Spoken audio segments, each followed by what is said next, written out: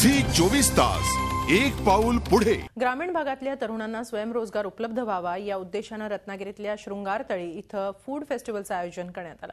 मासे आणि अस्सल कोकणी पदार्थांवर ताव मारण्यासाठी पर्यटक महोत्सवात गर्दी करतायत।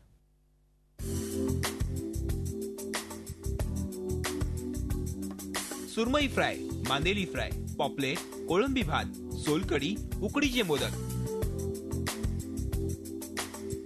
अशा कोकणी पदार्थांसोबतच थालीपीठ आणि गाजराची पुरणपोळी रत्नागिरीतल्या फूड फेस्टिवलचं वैशिष्ट्य ठरतीये।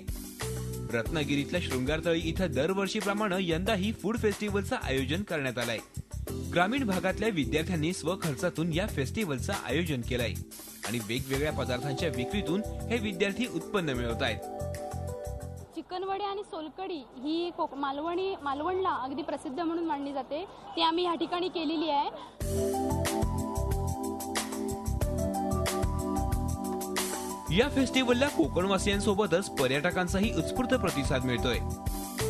पदार्थाची चव गेल्या वर्षीपेक्षा अजून चांगली झाली आहे आणि थोडीशी वैविध्यता पण जास्त आहे, म्हणजे चांगल्या प्रकारचे पदार्थ आहेत, फार चांगले टेस्टी पदार्थ आहेत।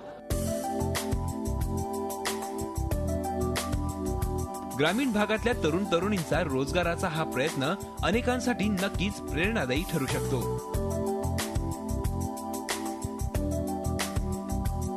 झी 24 तासासाठी संदेश सावंत, रत्नागिरी।